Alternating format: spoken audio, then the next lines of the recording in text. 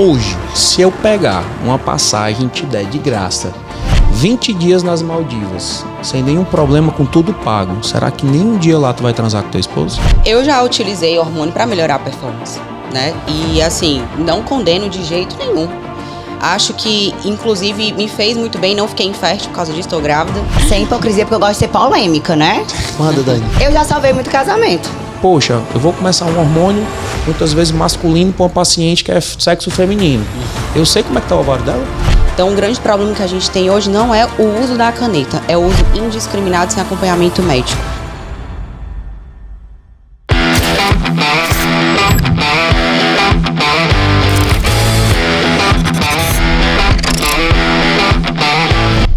Sejam bem-vindos ao XSCast, o podcast da XS Team e o seu guia semanal de saúde e performance. Eu sou Chico Gifone, Head Trainer da XS Team, e hoje vou ser o host desse episódio incrível, que vai falar de saúde, performance, muito direcionado para o público feminino, tá? Para agregar, eu tenho 3 convidados muito bacana. Dr. Santino, ele que é nosso aluno desde sempre, aluno do Sullivan há mais de 12 anos. E desde quando a XS começou, ele está com a gente. Ele é médico, ginecologista, especialista em endometriose e miomas.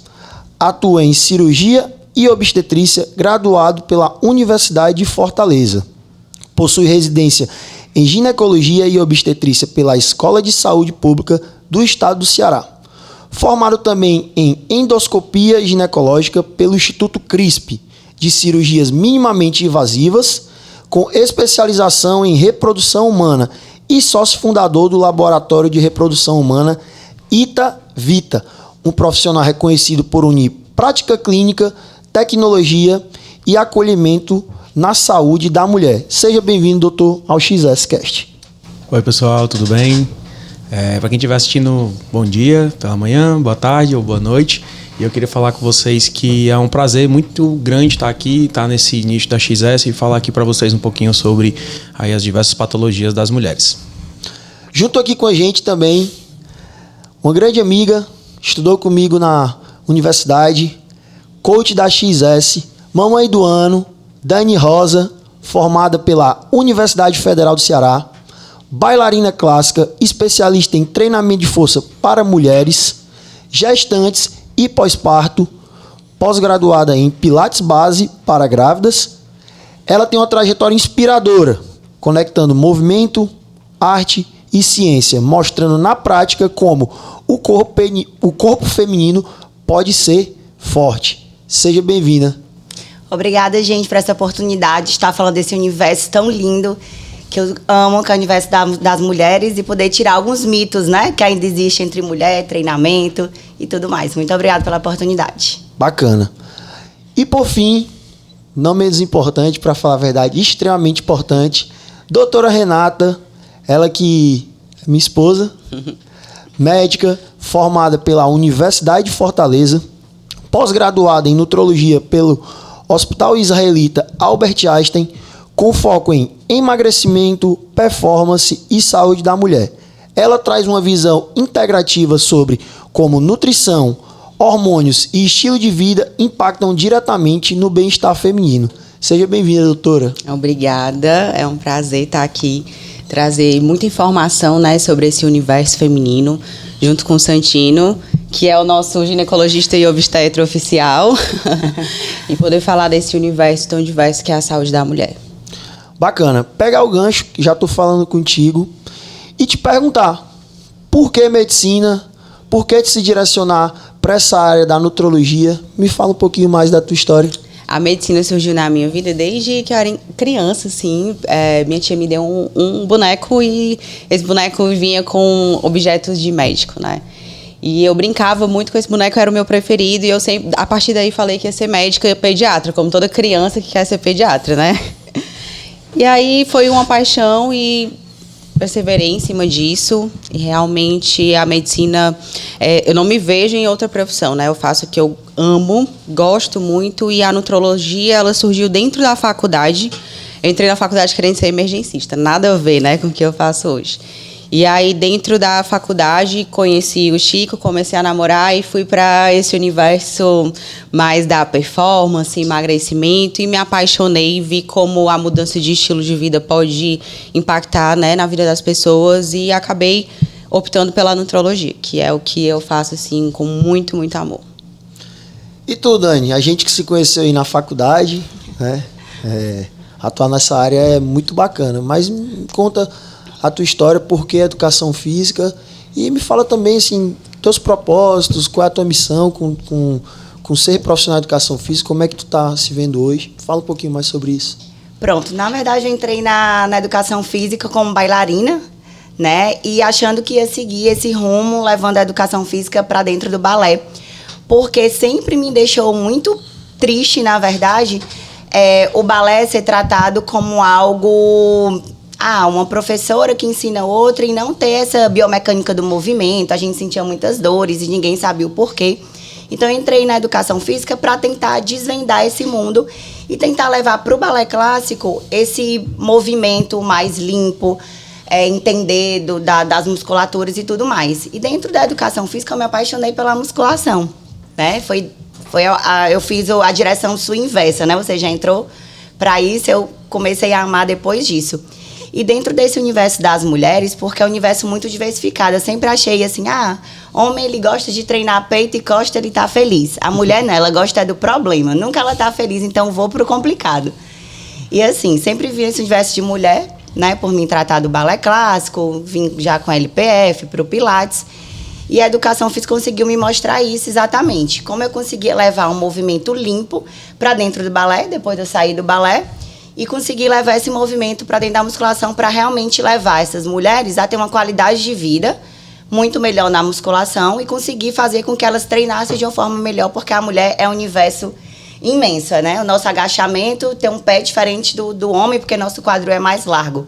Então, eu achava isso, assim, brilhante, quis aperfeiçoar isso, me aperfeiçoei num treinamento feminino e me apaixonei pela gestação, pelos mitos de falar que gestante não pode treinar, que gestante se treinar vai perder o bebê. Então eu falei assim, vou mostrar que as coisas não são assim. Me apaixonei por isso, continuei e segui, estou aqui até hoje, amando cada dia mais, principalmente depois que eu me tornei mãe. Bacana. E tu, Santino? Esse cara grande, forte, a medicina eu entendo. Agora, a obstetrícia, tu desse tamanho, cara forte... Muita gente pode pensar que não tem sensibilidade pelo tamanho, mas diferente. Você tem muita sensibilidade. É verdade. E, cara, por quê? Por que medicina? Por que obstetrícia? Trabalhar com aquelas coisinhas tão pequenas? Fala mais aí, cara. Na verdade, a medicina meio que foi uma escolha que... Nunca tive uma segunda opção. Sabe aquela brincadeira que você fala que você nunca tem um plano B? Pronto, a medicina sempre foi meu plano A e sempre foi meu plano principal.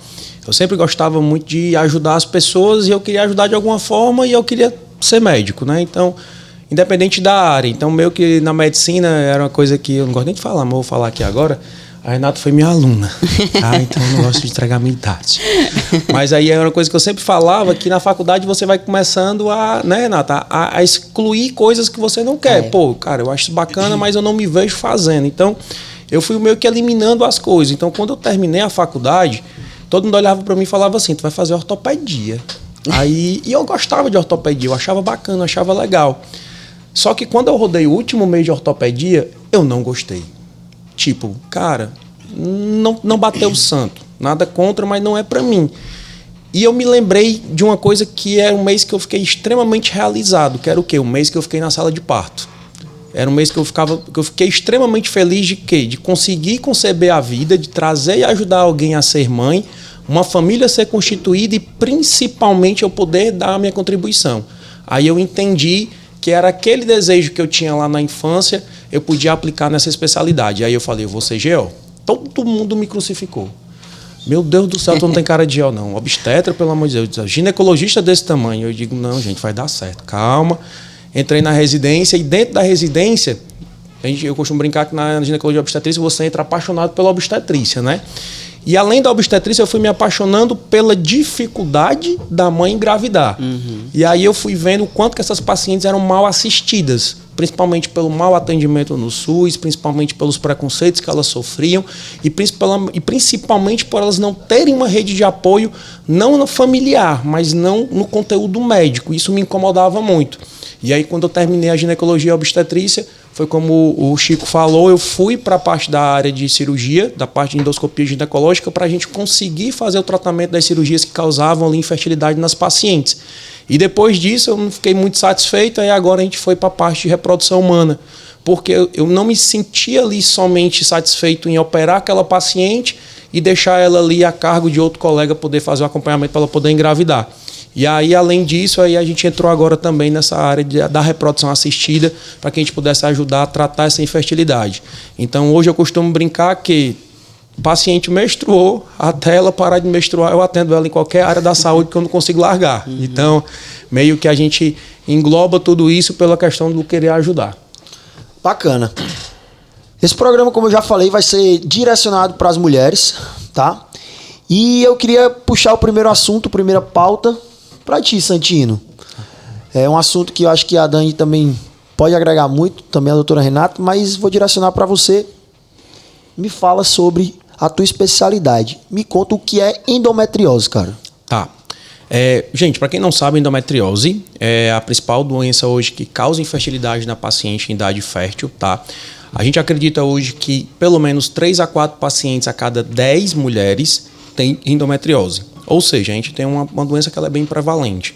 E nada mais é do que aquele tecido que está dentro do útero para receber um bebê, ele sai de dentro do útero e ele se implanta em outro local. Tá?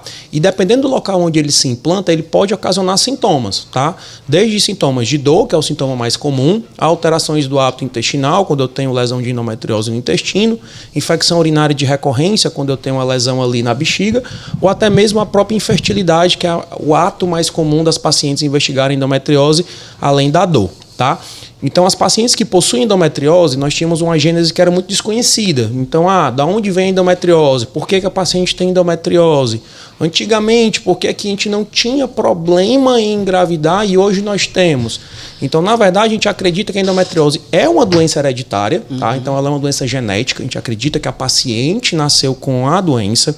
A gente sabe hoje que a doença ela vem pelo fechamento do ducto de Miller, na verdade do ducto de Miller exatamente, que é o útero quando o bebê é um embrião. Então, por exemplo, Maria Cecília, se a Dani tivesse endometriose, hoje ela seria um bebê que ela poderia ter endometriose no futuro. Então, a gente teria que investigar isso dela lá na frente. Então, a endometriose, a gente sabe que a paciente herdou, pode ser tanto do fator materno como do fator paterno, tá? E essa paciente lá na frente, quando ela tiver contato com o estrogênio, que é o hormônio que faz esse endométrio, que é esse tecido que era para estar ali dentro do útero, ele faz o endométrio proliferar. Então, quando a paciente ela começa a menstruar, ela entra na adolescência, ela entra no menarque, ela vai começar a liberar do ovário o estrogênio e com isso ela pode começar a sentir alguns sintomas relacionados à endometriose, tá? E esses sintomas mais comuns, eu costumo brincar que são vários, mas a gente resume em dor. Se a paciente tem dor, ela tem que investigar a endometriose, seja uma dor que venha de forma mensal, uma dor de forma irregular, uma dor ao menstruar, uma dor por inchaço, uma dor pós-cólico, uma dor pós-relação, ela tem que investigar. E eu tenho que obrigatoriamente excluir a endometriose ali da história clínica dela. Então, sentir dor no período menstrual para a mulher não é normal? Exatamente. A paciente ela não é obrigada a sentir dor. Eu costumo brincar que a dor é algo que ela tem que saber que pode existir, mas não é algo que pode atrapalhar a vida dela ou o cotidiano dela.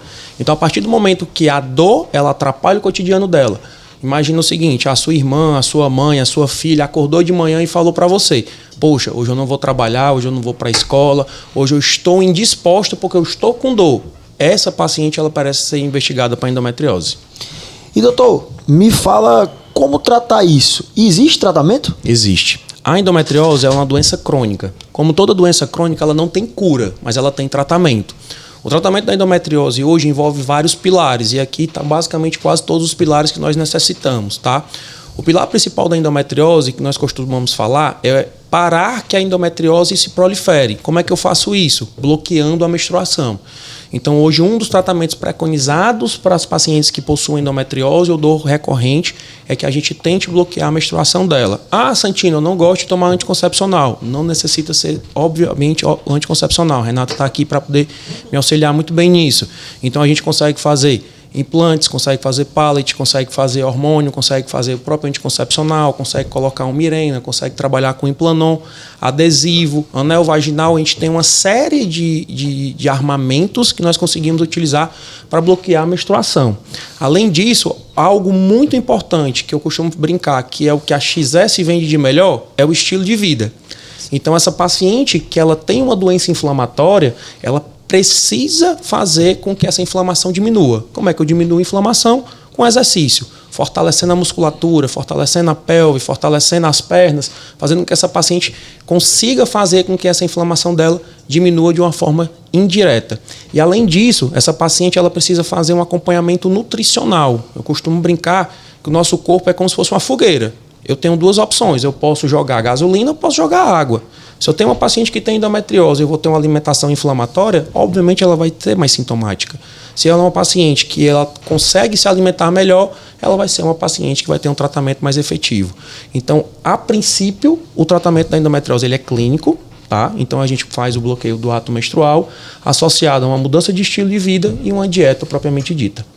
Então quer dizer que o treino ele pode ajudar no tratamento para endometriose. Na verdade, o treino é tratamento para endometriose. A paciente que possui endometriose, ela precisa treinar a pelve dela e ela precisa treinar essa pelve muito bem. Então eu vou direcionar agora para você, Dani. Existe um treino específico? Existe algum controle? E agregar um pouco mais nessa pergunta. Nesse período que a mulher está na menstruação e está, às vezes, com um pouco mais de desconforto, tem mudança no treinamento? Me fala um pouco mais sobre isso. Pronto, existe sim, realmente um treino mais específico para essas mulheres. As minhas alunas que têm a endometriose, eu sempre tento conversar com os médicos antes para saber qual é o nível que está a endometriose dela. Porque não é sempre que ela chega em níveis tão altos de dor. E o que vai levar a gente a ajustar esse treino se adequa na dor que ela está sentindo. Não tem por que eu botar uma aluna minha numa elevação pélvica com uma barra no quadril dela se ela está com muita dor. Né? Então, assim, a gente causa esse fortalecimento pélvico, sendo que a gente não vai levar essa aluna para exercícios que causem um estresse na pelve dela.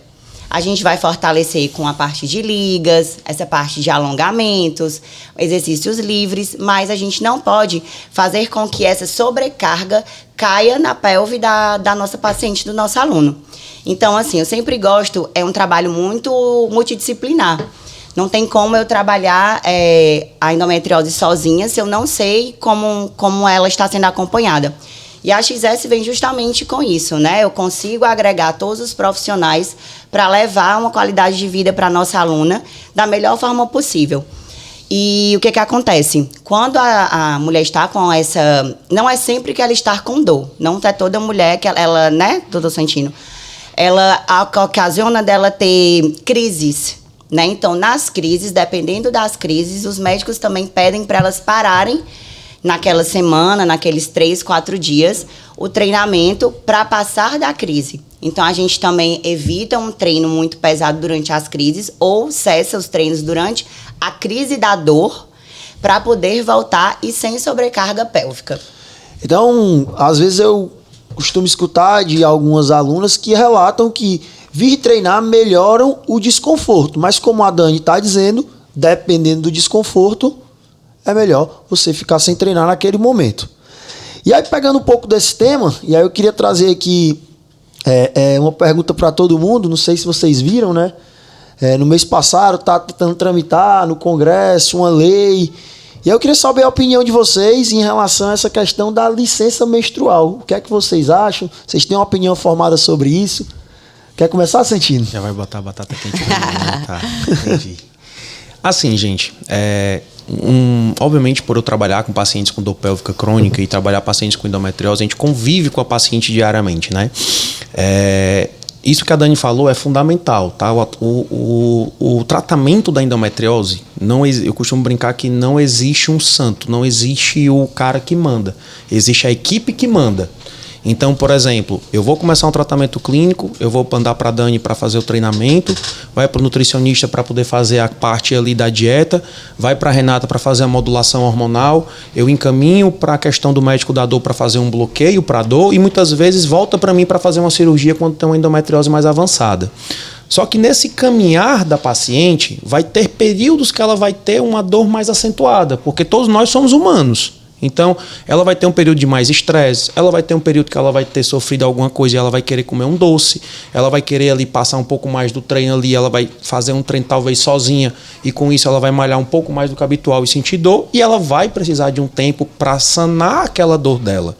Então, hoje, você ter uma licença para dor e principalmente uma licença menstrual seria adequado para essas pacientes que possuem realmente a dor crônica, tá? Mas uma coisa que eu sempre falo, que isso tem que fazer parte do tratamento. Isso não deve ser utilizado como uma fuga para o tratamento. Então, a paciente ela tem que entender que ela ficou 2 dias afastada, mas ela tem que voltar para o tratamento dela. Então, aquela paciente que ela sabe que ela vai menstruar e ela sentiu dor naquele mês, ela tem que fazer um tratamento ali com a equipe dela para que ela evite aquela dor novamente. E a gente tem meios, a gente tem artifícios para poder utilizar isso. Hoje, qual é o grande problema falando a nível de SUS, né? Nós não temos equipes especializadas nessa quantidade para fazer atendimento de todas as pacientes. Então, falando a um nível de contexto de população geral, eu acho uma excelente saída, principalmente para essas pacientes que estão esperando aí uma fila maior para poderem serem atendidas, tá? E vocês, meninas, têm alguma opinião sobre isso? Concordo com o Santino. Ele até falou, né, sobre essa questão do bloqueio hormonal, isso é muito importante, bloqueio da menstruação também.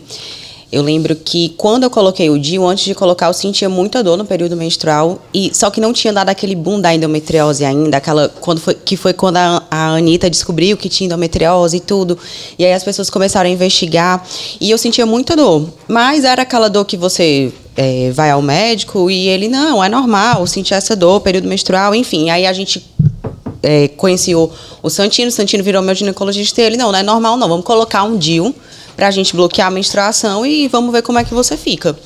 E eu me vejo antes e depois, né, disso. Antes eu sentia muita dor, eu não tinha dor incapacitante, mas eu sentia muita dor. E depois que eu tirei o DIU com a pretensão de engravidar, voltei a menstruar normal e era assim, como se eu estivesse no meu dia normal. Caía rendimento, obviamente, por questões hormonais, mas aquela dor que eu sentia antes, eu não tinha. E além disso, eu tinha feito o quê? Um tratamento de mudança de estilo de vida, né? Não era mais aquela mesma pessoa que comia muita besteira, inflamada, com o intestino desregulado, que também influencia muito, né, na endometriose.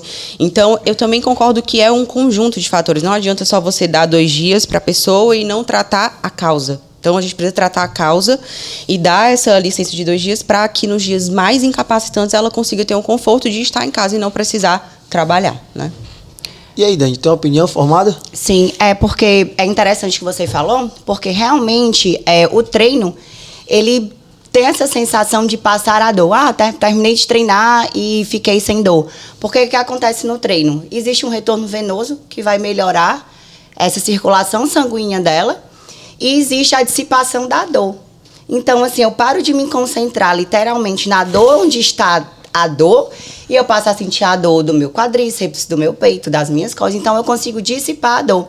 Então, assim, você comentou isso e ficou isso na minha cabeça. Realmente, existe uma melhora na dor pós-treino, né? Porque a gente consegue dissipar a dor para outras musculaturas, a gente se desconecta da dor real. Mas acredito que precise ter esses 2, 3 dias aí para as mulheres que sentem muita dor, porque é uma dor, né, Renata? Muito grande. Quando é para sentir, é muito grande. Mas justamente isso, não virar uma fuga. Procurar sempre um tratamento se essa dor for muito recorrente. Então, aqui há um consenso de que se o médico, né, avaliar e houver a necessidade, isso é uma lei que pode ajudar as mulheres, porque sim, é um desconforto muito significativo. Eu tinha uma irmã que tinha muitas dores e eu vi o que ela passava e, assim, não tenho o conhecimento que vocês têm, inclusive me clareou a tua fala, Santini, em dizer que as mulheres não devem sentir dor, porque eu vi a minha vida toda isso e, teoricamente, parecia ser algo normal, né? Então, assim, dando continuidade, eu queria mudar um pouco do assunto e queria trazer novamente um assunto polêmico, E aí queria direcionar para a doutora Renata, Eita. que é sobre emagrecimento, mas o foco hoje no Brasil está muito forte e direcionado para as canetinhas, né? Para medicamentos como Ozempic, Mounjaro. E minha pergunta para começar contigo é: elas são a solução para o emagrecimento definitivo? Gente, as canetas emagrecedoras, trabalho muito com elas, inclusive. Elas ajudam muito, né? Hoje a gente tem um dado de população em que 1 bilhão de pessoas sofrem com sobrepeso ou obesidade. Isso é muito. Isso significa que 1 em cada 8 pessoas sofre com esses males do sobrepeso, da obesidade e das comorbidades que estão associadas, né? Antes a gente precisava recorrer ao quê? Cirurgia bariátrica, basicamente, né? E a gente conseguiu diminuir esse volume de cirurgia bariátrica. Ela ajuda, claro, obviamente, mas a gente vai querendo ou não mudar a forma e função quando a gente faz uma cirurgia bariátrica. Quando a gente usa a caneta, a gente consegue tirar esse risco cirúrgico, né?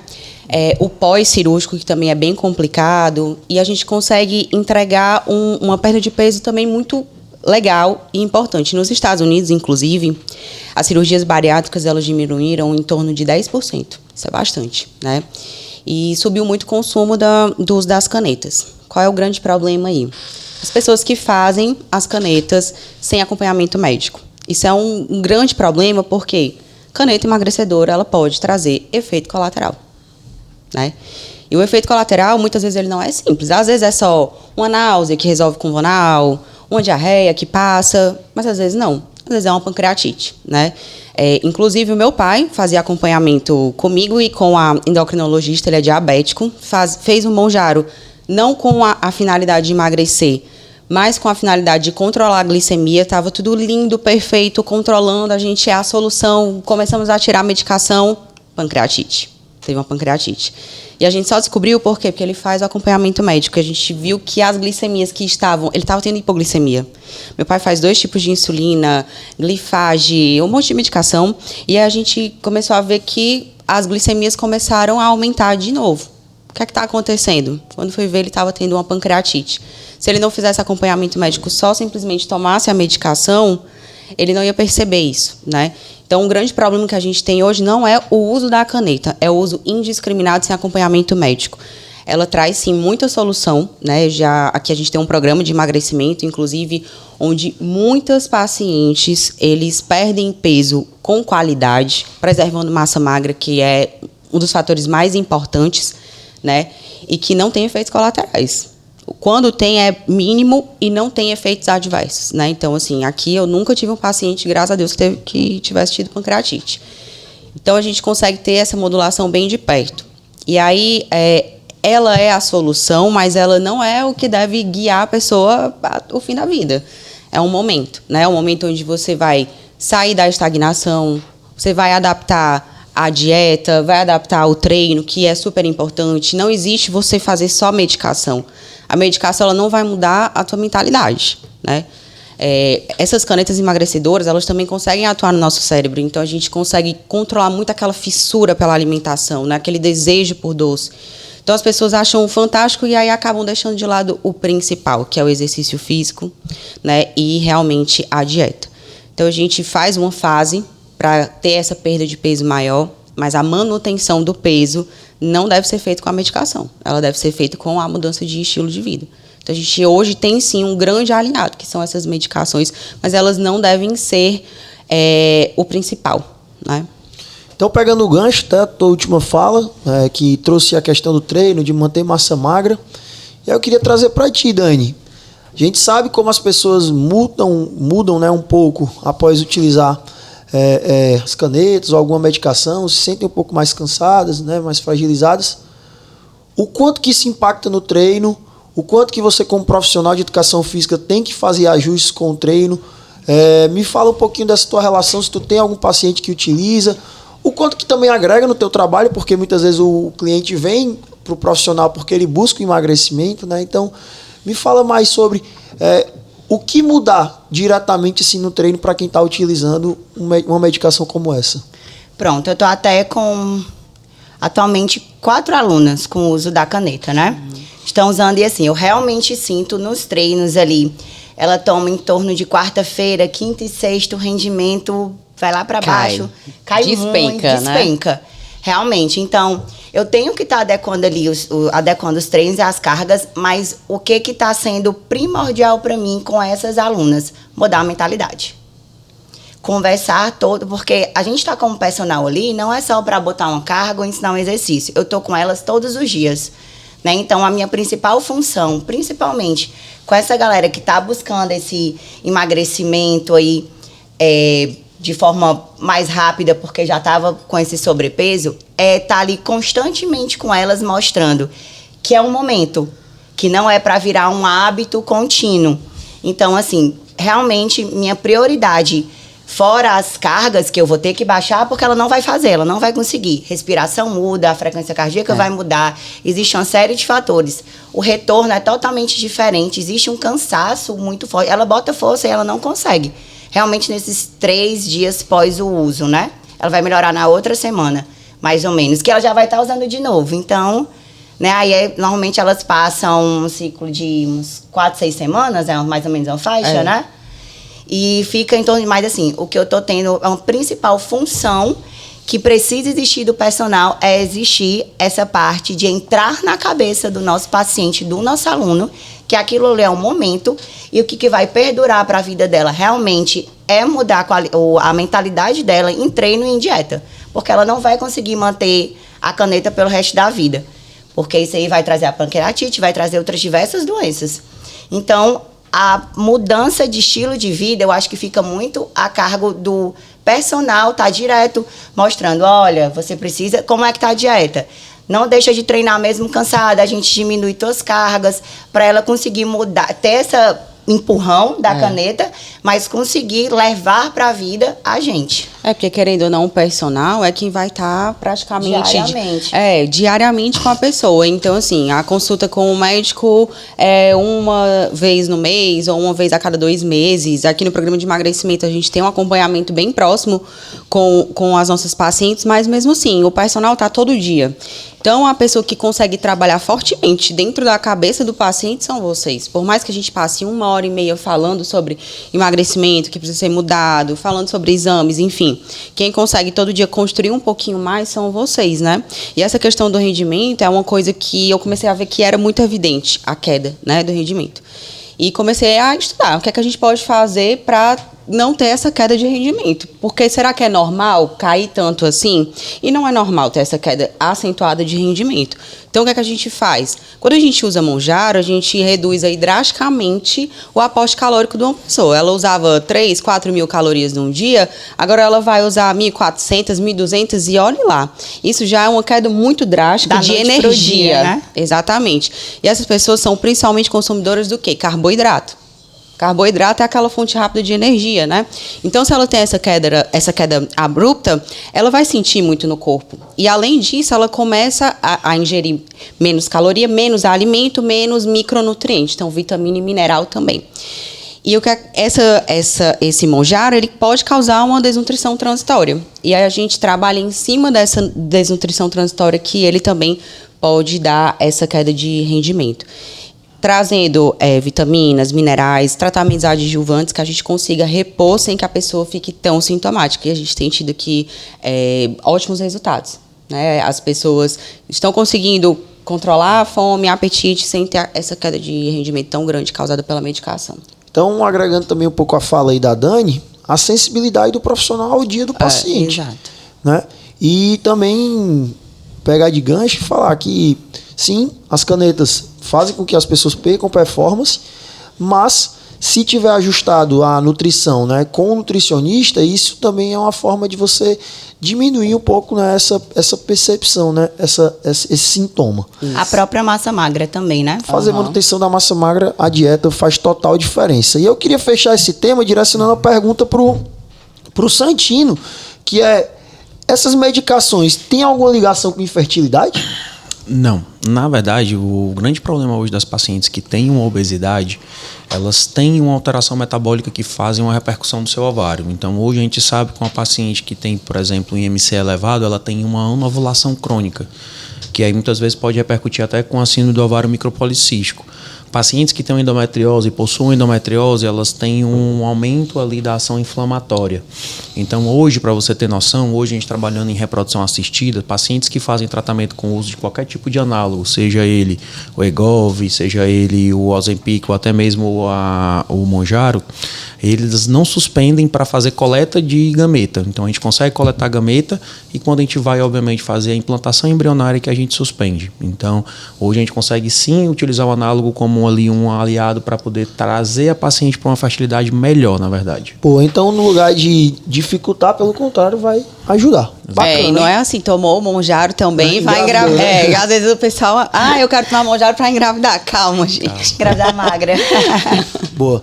Tá. Então, mudando de assunto, mas ainda pegando aqui gravidez, saindo das canetas, mas falando ainda de gravidez. Temos uma grávida e uma que acabou de... Grávida. E uma puérpera. Mas é falar de gravidez, gestação, e você teve seu momento por completo, e essa eu queria direcionar para ti, que é profissional da área, do treinamento, e queria saber, você recomenda musculação na gestação, Dani? Muito. Gente, é realmente uma tecla que eu bato há pelo menos 10 anos, né? Que foi pós aí a minha pós que eu fiz em gestação, porque existe um mito muito grande que grávida não pode treinar, que grávida... Eu treinei até literalmente o último dia, não foi? Literalmente. Literalmente. E eu perdi 12 quilos em 8 dias. Então, assim, a gente nem pode pensar só naquele momento. Por quê? Gente, malhar na gravidez não vai levar teu filho a ser prematuro, não vai tirar suas vitaminas, como já escutei. Eu vou perder minhas vitaminas, porque eu vou perder. Não vai. Só vai te ajudar. E o que é melhor ainda? Sua volta se torna mais rápida. Vai lhe ajudar a ter uma pelve mais forte para sustentar o peso da sua barriga. A sua pelve na sua gestação vai aumentar. Então, você vai sentir dor nas costas, nas pernas, o inchaço. A musculação vai ajudar em tudo isso na gravidez. A dor nas costas também, dos seios, né? Muito. Assim, eu não tive uma dor nas costas na minha gestação. Não tive. E assim, a gente precisa tirar da nossa cabeça que treinar na gestação e precisa treinar fofo, né? Tipo assim, não, aí tá grávida, tem que treinar fofo. Não, você vai treinar, não vou dizer do mesmo jeito, mas você vai treinar no seu moderado. Então, se eu treinava com 120 quilos, como eu já botei no agachamento, eu treinei grávida com 70, com 80 até. Então, assim, o que vai do profissional? Ter essa sensibilidade também de adequar o seu treino ao seu momento. O treino do primeiro trimestre vai ser diferente do segundo trimestre, vai ser diferente do terceiro trimestre. Isso não quer dizer que você precisa treinar fofo. Vai ter que ser o seu moderado. Se você já não treinava muito, óbvio que você vai treinar o seu moderado, que já não era muito. Se você treinava muito, tipo altíssimo, você vai treinar o seu moderado do altíssimo. Então, assim, tirem da cabeça, mulheres, por favor. E mais uma coisa, procurem um profissional que seja especializado naquilo. Porque vai mudar a sua frequência cardíaca, vai mudar a sua respiração, vai mudar seu fluxo sanguíneo, vai mudar um monte de coisa. O que não significa que você precisa deixar de treinar. Você só precisa treinar como você faz hoje, direcionado para você.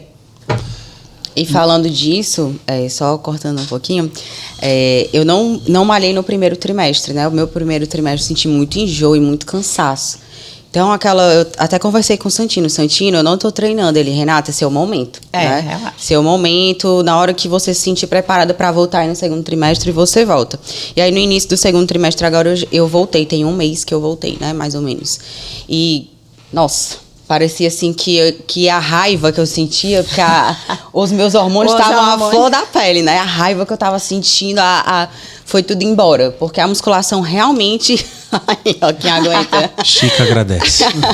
A musculação, gente, realmente o exercício físico, ele tem esse potencial, né? Da gente conseguir produzir endorfina, neurotransmissores, melhorar o nosso humor, né? E a gente realmente se sentir mais relaxada, melhor. Tem muita tensão durante a gestação, principalmente quando você é médico, né? Sabe tudo que pode acontecer.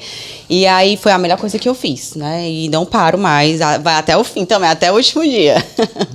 Dani, existe momentos diferentes, treinos diferentes no decorrer da gestação? Existe sim. Porque o que acontece? Num primeiro trimestre, como a Renata acabou de relatar, ela nem estava nem conseguindo treinar. Como é que eu vou colocar um moderado para essa aluna se nem conseguir treinar ela até eu preciso torná-la apta, que ela não deixe de treinar, mas naquele momento dela. Então, assim, não tem por que eu estar botando grandes cargas para ela se ela não está conseguindo fazer o mínimo. Então, assim, como o personal é para ser, eu preciso personalizar meu treino para ela. Do mesmo jeito que quando você está com aquela barriga enorme ali no segundo para o terceiro trimestre, não adianta eu botar um leg press, porque ela não vai conseguir fazer.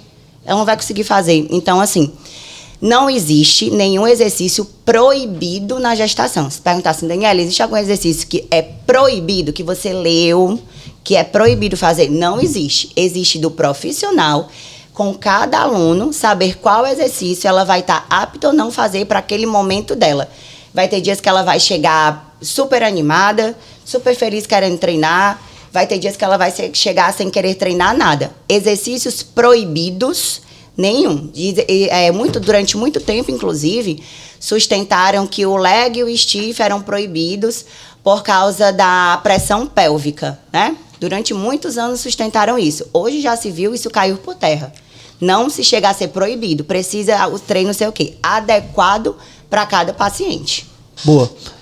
E tem algum risco, Santino? Algum risco em treinar? Na verdade, é que duas pacientes minhas já meio que responderam isso aí, mas tudo bem. Não, na verdade, gente, o que é que eu costumo falar na gestação, tá? A gente vai ter as mudanças fisiológicas do corpo da gestação. Então, a gente vai ter o quê? Uma diástase do reto abdominal. A gente vai ter ali uma acentuação da hérnia umbilical que a paciente já tem. Eu vou ter uma hiperlordose, a coluna da paciente. Ela vai compensar aquele peso da barriga que está indo para frente. E ela vai acentuar ali a curvatura dela para trás. Ela vai ter aquela marcha anserina que a gente brinca, que a paciente fica parecendo um pato andando para poder compensar aquela questão do peso da pelve. Então, a gente vai ter alterações que são alterações que não são por minutos, são por meses. Então, o que é que eu costumo brincar com as pacientes e falar? Eu preciso que você mantenha um condicionamento físico para que essas alterações que você sofra durante seu pré-natal, elas regridam e você tenha a menor repercussão possível no seu corpo. Sim. Então, por exemplo, eu tenho N pacientes que engravidaram, mantiveram uma vida ativa, uma musculação ali ativa, fazendo a musculatura permanecer tonificada e não tiveram nada de problema no pós. Nem dor na coluna, nenhuma alteração na retificação da lombar, nada de hérnia e muito menos uma diástase de reto abdominal. Como eu tenho uma paciente que tem uma série de problemas, o que é que eu noto a diferença dessas duas? O treino, o condicionamento físico. Tá? E tem muita paciente que chega para mim e fala: poxa, Santino, mas eu era sedentária, eu vou começar no pré-natal? Era o ideal. Isso. Por quê? Porque agora eu vou te trazer um condicionamento que você não tinha antes e que você vai ganhar para poder ter o seu bebê. Então, eu costumo brincar muito com as pacientes que chega uma paciente para mim com 37 semanas dizendo assim: Santino, tô sentindo dor.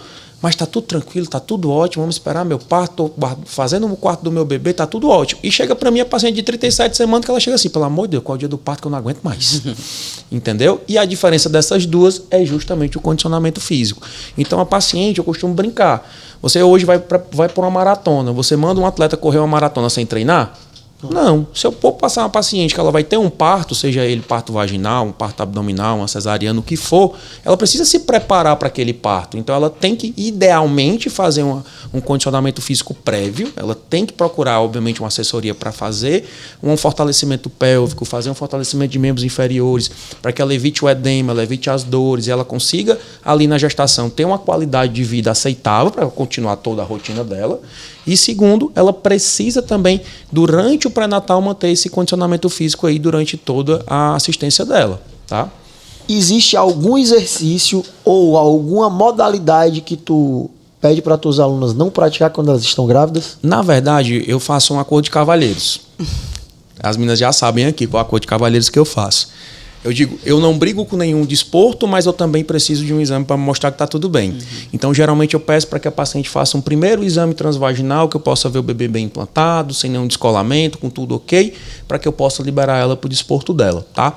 Esportes que possam fazer com que ela tenha alto impacto, eu prefiro que ela não faça.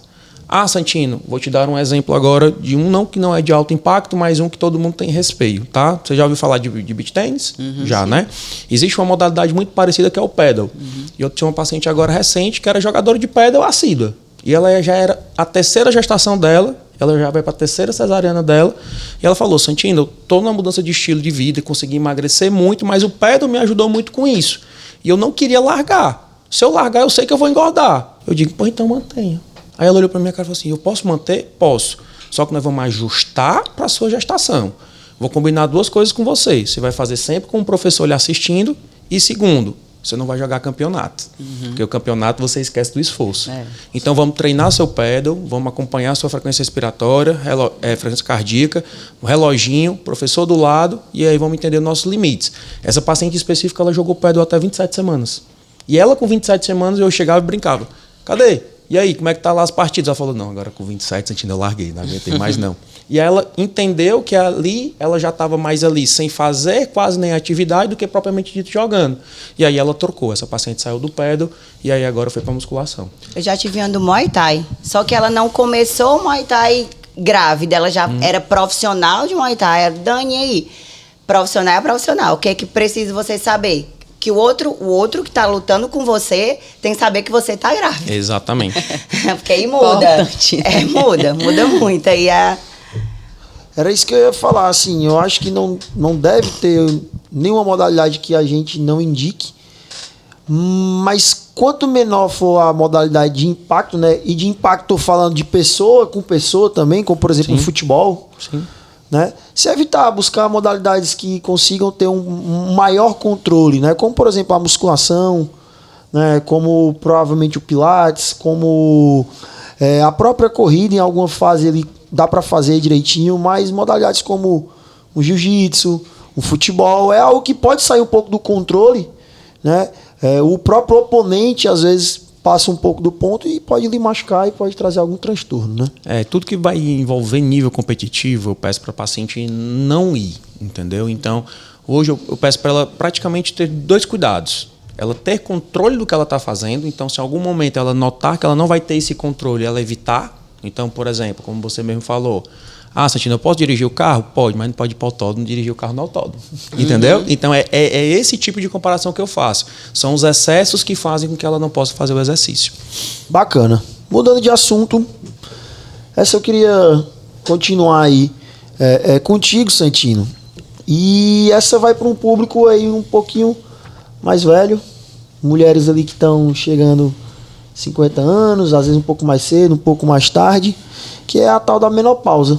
E eu queria que você começasse explicando o que é a menopausa. Tá, isso é um tabu muito grande, tá, gente? Então, hoje a gente consegue observar que a maioria das pacientes, elas chegam para mim e falam, Santino, eu não tô na menopausa. A Renata recebe também esse mesmo tipo de pergunta, porque todo mundo recebe, tá? Eu costumo falar sempre para a paciente o quê? A partir dos 40 anos de idade, a gente tem uma diminuição na produção de hormônio feminino, estrogênio e progesterona, tá? E por consequência, eu também vou ter uma diminuição da testosterona. Costumo brincar que a mulher é feita de fases, tá? Ela vai ter a fase da infância, ela vai ter a fase da adolescência, da mulher adulta, e ela vai ter a fase da síndrome climatérica dela. Então, a partir dos 40 anos, eu vou ter uma diminuição da produção hormonal dela. Só que essa diminuição de produção hormonal vai chegar um momento onde eu vou entrar em falência desse ovário. E aí é quando eu tenho a amenorreia, que é a paciente ficar sem menstruar, e quando ela passa um ano sem menstruar, é quando ela tem instaurado a menopausa dela. Tá? Não obrigatoriamente eu preciso que a paciente esteja um ano sem menstruar para ela ser sintomática dos sintomas da menopausa. Então, por exemplo, Chico, eu posso ter uma paciente de 39 anos que ela já sente fogacho, que são aqueles calores. Eu posso ter uma paciente de 40 anos que já tem a perca do cabelo, ela nota que o cabelo dela cai mais e ela com isso já se sente incomodada. E eu posso ter uma paciente de 42 que ela notou que a massa muscular dela está se esvaindo. Ela, poxa, Santino, hoje eu malho 3 vezes mais do que eu malhava e eu não consigo manter o mesmo condicionamento físico. Então, todas essas pacientes vão ter em comum o quê? Essa baixa de hormônio, tá? E isso foi um tema muito discutido nos últimos 5 ou 6 anos, principalmente relacionados aos cânceres, né? Então, hoje, a gente já desmistificou muito isso. Hoje a gente consegue sim ter ter a terapia de reposição hormonal nessas pacientes muito bem indicado, tá? Obviamente tem que ser bem indicado, a gente tem que ter exame laboratorial, a gente tem que ter queixa clínica, a gente tem que ter um acompanhamento dessas pacientes, tá? Mas a gente já notou que as pacientes que usam da terapia de reposição hormonal, além de outras estratégias, como por exemplo, reposição de cálcio, reposição de micronutrientes, bisfosfonatos, essas pacientes elas melhoram a questão da performance do dia a dia, melhoram a fatigabilidade, ganham massa muscular, melhoram massa óssea e ganham longevidade, que isso é o mais importante nesse grupo de pacientes. A gente melhorar a qualidade de vida delas. Eu estou brincando que muitas dessas pacientes eu estou pensando que ela já veja o bisneto dela, não é mais o neto. Então hoje, cada vez mais, a gente instaura a terapia de reposição hormonal para essas pacientes aí que são sintomáticas da parte menopáusica, tá? Quando a gente vai para essa parte de terapia de reposição hormonal, sempre tem muito tabu, né? Sim. Então, às vezes a paciente vem, doutora, meu Deus, eu posso usar isso mesmo? E nós, mulheres, sempre nos acostumamos a viver com dor, com libido baixa, cansaço. Isso não é normal, né? Então, existe muito esse tabu e aí quando você começa a introduzir uma terapia de reposição hormonal, que a mulher volta a melhorar daqueles sintomas, né, da perimenopausa, opa, realmente aquilo ali não é pra mim, não é normal, né? A gente tem um tempo muito grande para fazer terapia de reposição hormonal, né? Até os 60 anos ou então 10 anos, né? Que a mulher entrou em menopausa. Então, a gente tem bastante tempo para lutar contra esses sintomas, porque ninguém merece, né? Esse período de menopausa é muito delicado, então a mulher ela fica muito sintomática em várias coisas, né? Ela não consegue perder peso, ou a massa magra que vai embora, a irritabilidade, às vezes acha que está com depressão, a libido que é péssima, a lubrificação que não tem mais e aí não quer ter mais relação sexual com o marido, não se sente mais bonito. Então, hoje a gente tem como driblar tudo isso, né? Melhorar risco cardiovascular também com essa terapia de reposição. Então, se você sente alguma coisa desse tipo, não guarda. Vai atrás de tratamento porque tem, né? E às vezes a gente pensa que realmente os sintomas vão aparecer só depois da menstruação. E não, ele realmente pode chegar antes de você parar de menstruar. Um dado importante, só te interrompendo, é que hoje, esse contexto que eu te falei da síndrome climatérica, ela está muito ligada à idade. Só que hoje, o que acontece? Nós aumentamos muito a questão dos diagnósticos de doenças que causam infertilidade. Então, hoje a gente tem muito mais do que no passado os casos de pacientes com falência ovariana precoce. Ou seja, são as pacientes que não respeitam essa faixa etária. Então, antes dessa faixa etária, elas já estão com a baixa e um déficit hormonal. E essas pacientes, elas precisam ser rastreadas para também iniciar a terapia de reposição. Então, hoje, muitas pacientes que não estão no contexto da idade, às vezes pacientes com 36, 35, 37 anos, elas já possuem um déficit hormonal importante que repercute na vida dela e que a gente consegue auxiliar com a reposição hormonal. Então, não é somente a paciente climatérica que vai ter esse benefício. As pacientes também que estão em estado de falência ovariana em um estágio mais precoce também vão ter ali esse ganho, tá? Bacana. Esse cuidado, essas possibilidades, né, que a medicina tem com essas pacientes nos ajudam, né, Dani? Porque a gente tem muita aluna ali, 40, 45, 50 mais, e que performam pra caramba, né? Então, essas mulheres, né, que fazem alguma reposição, tanto hormonal, como de cálcio, como com algumas outras vitaminas que o Santino até chegou a falar, fazem com que essas mulheres treinem muito bem. E para deixar aí um recado para as mulheres que não treinam, que estão com 50 anos e que muitas vezes pensam, não dá mais para mim e tudo mais.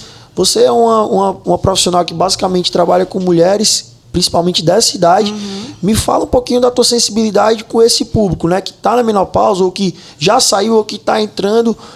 Me fala da tua experiência, se tu ainda consegue fazer com que essas mulheres emagreçam, mudem de vida, ganhem massa magra. Me conta um pouquinho da tua experiência com isso. Pronto, eu acho que ainda existe realmente um tabu muito grande, né? Eu tenho um público muito grande da cidade de 40 mais, porque a gente fala assim, você é mulher, já quer que eu tome bomba? Aí eu, calma, deixa eu te explicar. Agora, o nem que tudo tá, é bomba, né? É pra falar, é pra tomar bomba? Calma. Não, reposição hormonal é pra estar tomando bomba. Porque, assim, essa galera dos 40 mais ainda tem um pouco, por mais que tenha mudado, ainda tem um pouco dessa cabeça. O que eu tô vendo mudar muito? O ambiente. Né, assim, quando a gente... Às vezes a gente tá na academia, tem 20 alunos da gente junto. Tem 15 mulheres conversando entre uma série e outra e tudo. Então, assim, Eu tô vendo que o ambiente tá fazendo essas mulheres que já têm essa cabeça mais fechada do é porque vou tomar bomba, mudar. Elas conversam com uma amiga que já abriu mais a mente. E aí, como é que tu se sentiu e tudo? Não, eu fui na Renata, eu fui no Santino, enfim. Procurei ali, tô ótima. Aí vê a mulher já realmente com estrutura muscular diferente, com ânimo diferente, comentando que tá melhor em casa com o marido, comentando que tá melhor, com mais paciência com os filhos e tudo. Então, o que eu tô achando, o que eu acho legal? O ambiente forma muito a pessoa. Então, a gente tá ali numa academia que a gente tem 20 mulheres ali da XS, às vezes, treinando, todo mundo junto, e 12 que seja, 15 já estão fazendo, aquelas 5 que não fazem já estão perdendo esse preconceito de achar que, é porque eu vou tomar bomba e vou ficar marombeira, grande, imensa, a Graciane Barbosa. Porque ainda tem esse tabu aí. Então, é o que eu sempre converso com as meninas. Reposição hormonal não é para lhe deixar fisiculturista nem bodybuilding. É para lhe deixar uma mulher mais paciente, porque a gente perde a paciência, fica extremamente irritada quando os hormônios... Quando uma aluna minha chega irritada, eu já sei o que é que ela tá aí. Mulher, vai procurar teu médico, vai procurar teu ginecologista, vai procurar um nutrólogo, porque é uma irritação. A performance dela começa a diminuir nos treinos. Então, assim, eu vou direcionando ela, eu vou mostrando para ela, eu vou mostrando uma aluna, eu vou mostrando um estudo que reforça essa minha fala de que reposição hormonal é para dar uma qualidade de vida melhor para ela, não para transformar ela numa fisiculturista. Bacana. E sem falar também que o treino ele é super importante, né, indispensável, porque a menopausa ela vai trazer, ela pode trazer, né, osteopenia, osteoporose, sarcopenia. A gente começa a perder massa magra a partir dos 30 anos e esse processo vai se intensificar aos 40, né? Então, se a mulher ela entra na menopausa cedo, aí piorou. E com o treino a gente consegue ter essa reversão, né? O treinamento, a mudança de estilo de vida, o treinamento de força, a gente consegue ter uma melhoria da calcificação óssea, melhoria da massa magra. E se ela faz uma terapia de reposição hormonal, se ela pode fazer uma terapia de reposição hormonal, vai melhorar muito a qualidade de vida.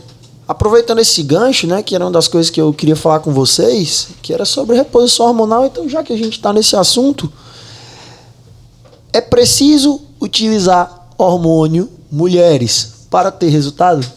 E aí? De performance? Muscular. É só utilizando hormônio que dá para ter resultado muscular? Eu acho que a gente pode começar diferenciando de reposição hormonal para uso recreativo, né? São finalidades diferentes. Quando a gente faz reposição hormonal, eu estou vendo que tem um sintoma, eu tenho laboratorialmente uma queda hormonal, de quando a pessoa chega para mim, não, eu estou indisposta, cansada e quero melhorar a performance. É diferente, né? Eu já utilizei hormônio para melhorar a performance, né? E, assim, não condeno de jeito nenhum. Acho que, inclusive, me fez muito bem, não fiquei infértil por causa disso, estou grávida, né? Eu acho que a gente precisa saber dosar, né? Tudo é à mão. Tem gente que quer usar rios de hormônio e, infelizmente, vai ter consequência. Porque o hormônio, eu digo, não é para quem quer, é para quem pode. Então, se você está podendo utilizar, se a gente tem uma queixa clara sobre aquilo, a gente consegue utilizar. Agora, tem gente que não dá. E que quando quer utilizar um monte de coisa. Aí, mas eu não quero perder o meu lado feminino. Então, eu não quero usar um rio de hormônio. Porque se você usar um rio de hormônio, você vai virar um homem. Né? Tem medo do clitóris realmente crescer. E cresce se a pessoa não tiver cuidado. De pelo começar a aparecer descontroladamente no corpo. E aparece. Então, a gente precisa ter muito cuidado no que fazer. A gente pode utilizar para melhorar a performance? Sim, com muita cautela. E, obviamente, em quem não é atleta. Né? Uma coisa que eu sempre falo lá no consultório, o paciente chegou para mim, eu gosto sempre de contar essa história porque é engraçado. Eu faço performance hoje no consultório, não faço performance porque eu quis. Eu brinco que eu fui fazer performance porque eu fui obrigado. Obrigado por quê, Santino? Porque a paciente vinha para mim para a rotina ginecológica e quando eu via, eu achava uma série de alterações nos exames laboratoriais e até repercussões nos exames de imagem. E muitas vezes eu questionava, poxa, mas por que está com dose disso? Por que está fazendo isso? Por que está com um protocolo tão extenso e com tanta coisa? E aí acabava que a paciente falava assim, não sei. Eu fui lá e foi botando e eu já estou assim. Só que hoje eu também nem queria estar assim. Aí muitas vezes ela não sabia nem o que ela estava fazendo, por que ela estava fazendo. Então muitas vezes eu tinha que reabilitar essa paciente, reinibir eixo, fazer teste ovariano, fazer tudo bonitinho e depois botar ela na performance de novo, porque ela não queria perder o que ela ganhou. Aí ela falava assim, pô, Santino, fica fazendo isso aqui, porque, pô, tu já tô ouvindo pra ti, tu tá fazendo e tu não tá cobrando nada, então, poxa, pelo menos faz essa parte direitinho, marca uma consulta, deixa eu vir e tal. Eu falei, então tá, então vou começar a fazer isso direitinho de uma forma profissional. E aí, obviamente, me especializei e aí comecei a fazer esse acompanhamento. O que é que eu pude perceber ao longo desses anos acompanhando essas pacientes de alta performance, tá? Muitas coisas que eu vejo é que não existe uma padronização de avaliação dessas pacientes antes de início de protocolo. Então, hoje a paciente chega e fala, eu quero tomar, então pronto, então vamos tomar, bate a mão e vamos lá e vamos começar. Pronto, é isso.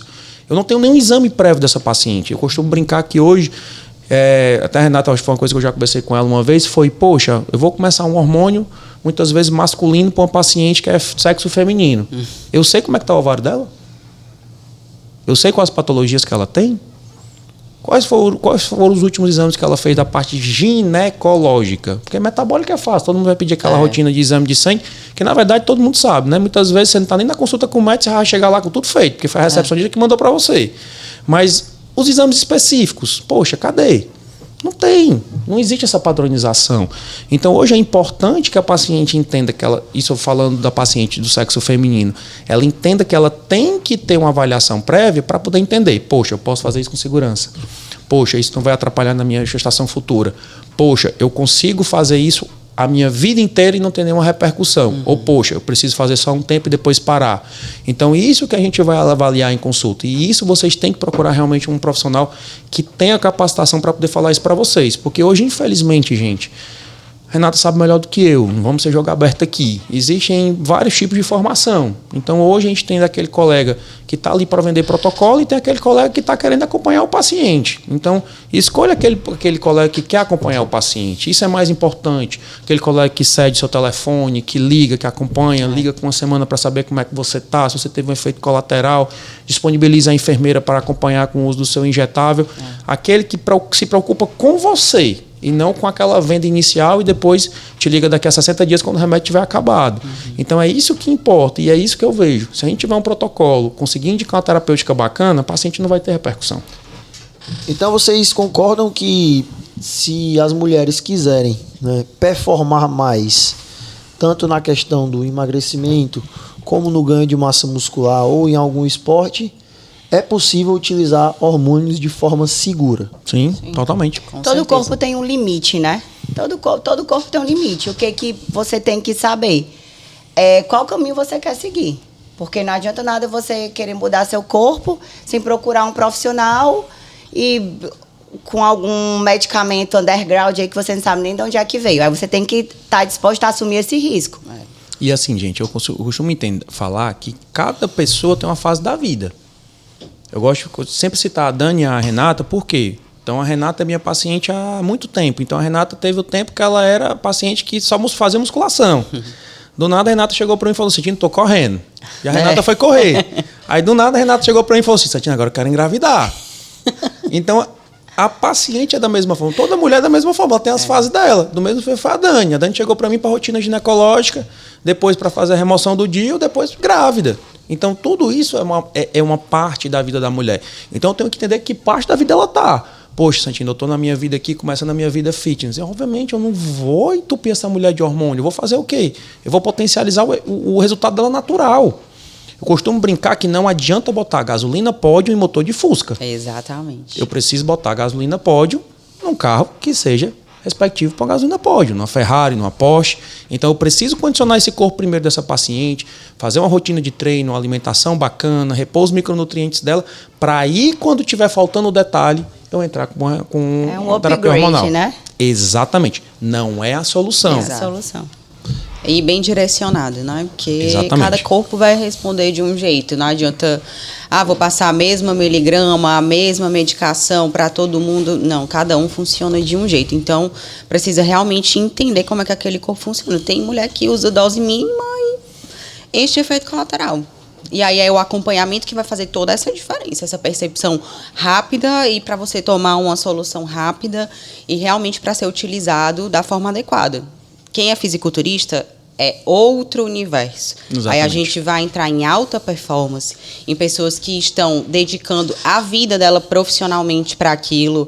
É outro assunto, né? Quando a gente traz para melhorar a performance dentro da sua limitação ali do atleta amador, não, a gente não deve elevar a mesma proporção, né?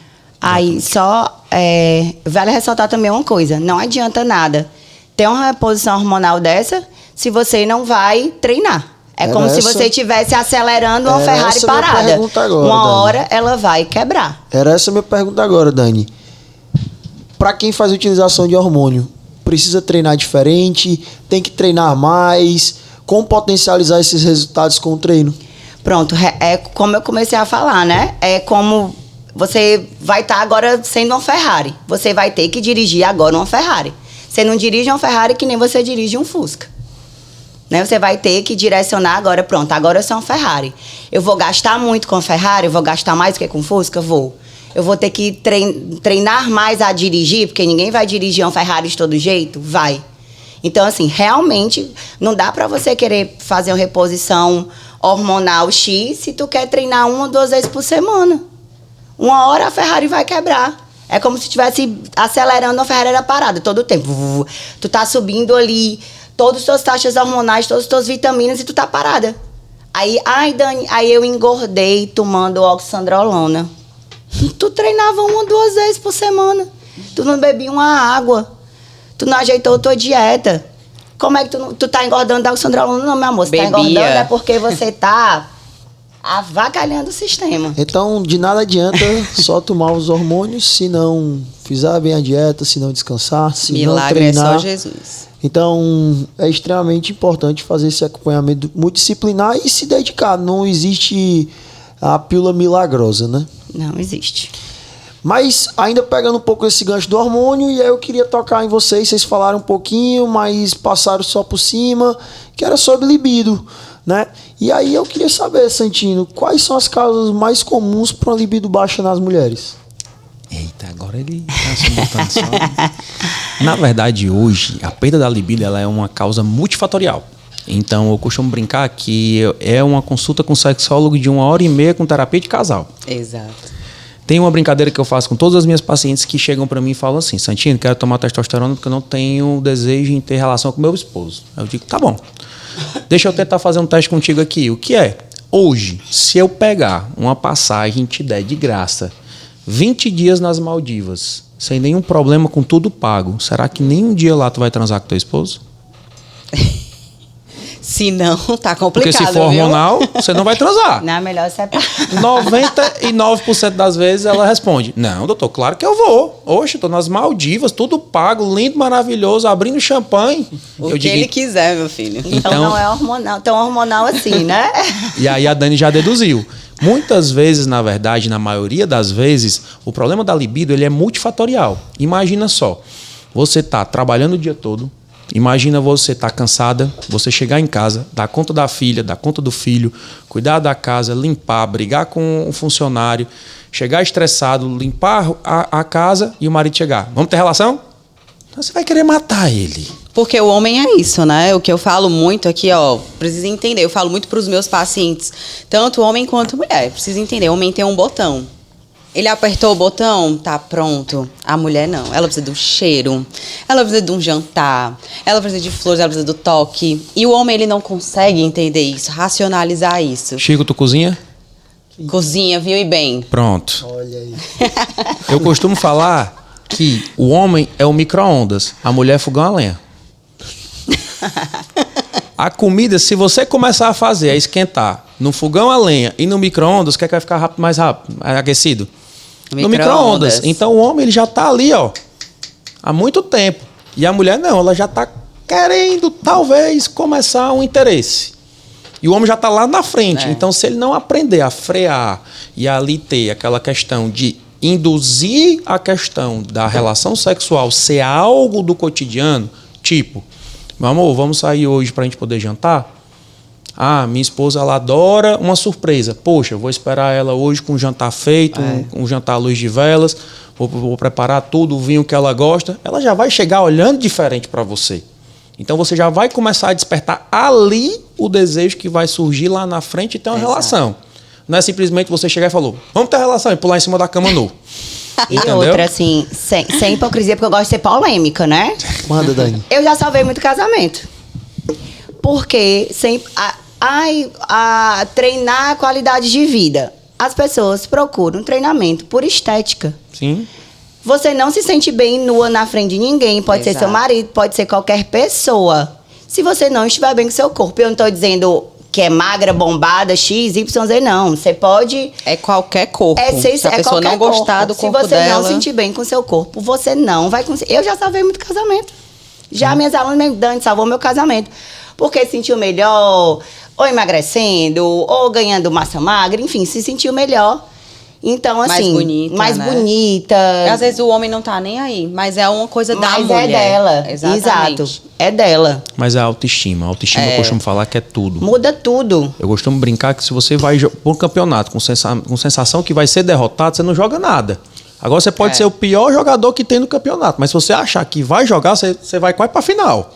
Então é mais ou menos a mesma coisa. Então a autoestima elevada faz com que a paciente tenha, querendo ou não, um ego mais elevado de uma forma boa. Fazer com que ela se sinta mais atrativa, que ela queira se mostrar mais pro esposo, que ela queira ir para uma praia, que ela queira usar um biquíni, que ela queira viajar. E isso vai fazendo o encorajamento da relação ali ela evoluir.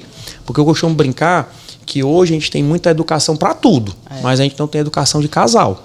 Então a gente aprende basicamente educação financeira, a gente aprende que tem que estudar, mas a gente não aprende a conviver com os outros. Eu costumo brincar que às vezes a gente está no trabalho e a gente não consegue conviver com outra pessoa que trabalha com você. Imagina quando é em casa. Uma pessoa que vai compartilhar toda a tua intimidade. Problemas, né? É verdade. Que aí ali não vai ter filtro. Que são culturas diferentes, né? Totalmente, Exatamente. às vezes, diferente. E eu brinco, uma coisa que eu brinco muito, e eu brinco muito com a Gi, que é a minha esposa, é que, tipo assim, o casal, ele não foi feito para mudar a vida do outro. O homem não foi feito para mudar a vida da mulher. O homem foi feito para se adequar à vida da mulher e a mulher foi feita para se adequar à vida do homem. E é assim que o casal funciona, em simbiose. Não adianta ele chegar e falar assim, a Dani malha todo dia, eu não quero que ela malhe mais, que eu tenho um ciúme que ela vá pra academia. Cara, ali já acabou o relacionamento. Uma hora vai acabar. Ela pode até insistir, mas uma hora vai acabar. Agora, poxa, velho, eu não gosto de fazer atividade física, mas a Dani gosta.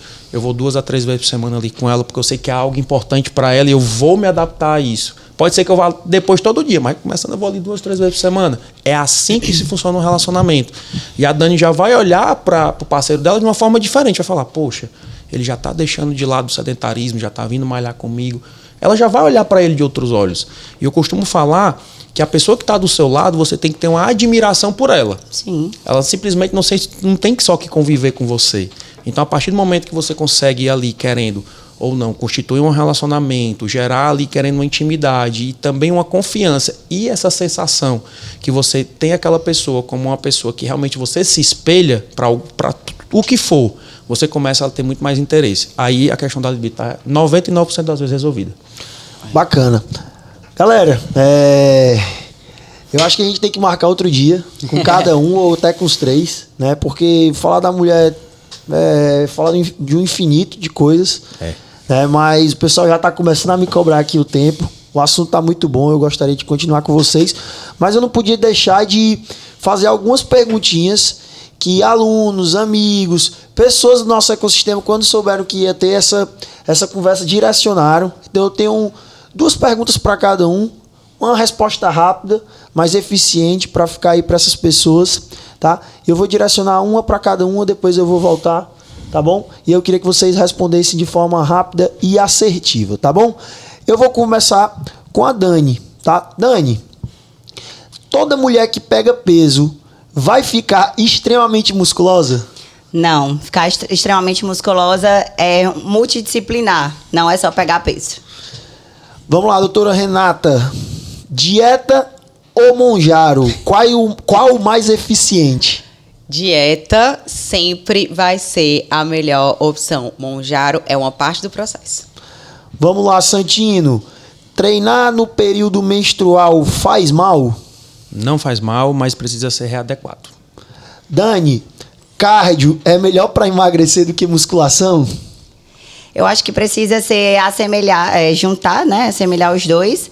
Mas musculação você consegue perder de forma eficiente, com massa magra, e de uma forma mais longilínea. Doutora Renata, dá para melhorar a libido sem utilização de hormônio? Com certeza. Fala no ouvido da tua esposa, diz que ela tá bonita, que ela vai querer, viu? Boa. Santino, para fechar, anticoncepcional engorda? Só pra matar, né? Não, gente, anticoncepcional não engorda, mas ele precisa ser individualizado, precisa ser dosado e, principalmente, ele tem que ter a cara da paciente. Eu costumo falar que anticoncepcional, ele não é algo fácil, não é algo que você vai pegar com o que a amiga está tomando, mas é algo que vai fazer total diferença na sua vida.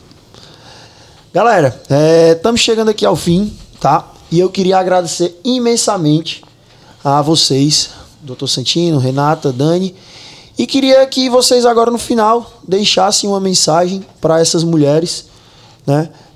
Desse aí um direcionamento, uma fala, tá? E aí eu queria começar pelo Santino. Santino, encerra da melhor forma possível, deixando aí um direcionamento para essas mulheres. A primeira coisa que eu quero falar para toda mulher é que dor nunca vai ser normal. Então, se você sente dor, se você tem algum desconforto, se você nota que seu corpo está reagindo de alguma forma diferente e isso se repete, procure ajuda, procure atendimento e procure principalmente informação, tá?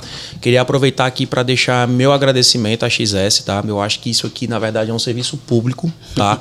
Porque, querendo ou não, um pouquinho do que cada um falou aqui, o outro não sabia. Imagina quem está assistindo a gente. Então, eu queria agradecer demais a XS por deixar esse espaço, tá? Aqui na figura do Chico, da Renata e da Dani. Principalmente porque as pacientes hoje elas precisam de informação. A população geral precisa de informação.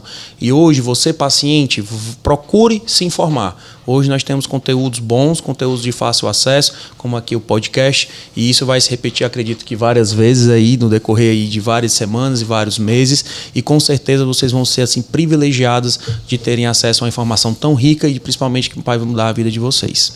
E doutor, para essas mulheres que querem, né, encontrar com você em relação ao trabalho, saber um pouco mais como funciona, como é que elas podem, onde é que você atua, de que forma lhe encontrar? Gente, hoje eu trabalho, como eu falei para vocês, basicamente com todo o ciclo ali da vida da mulher, tá?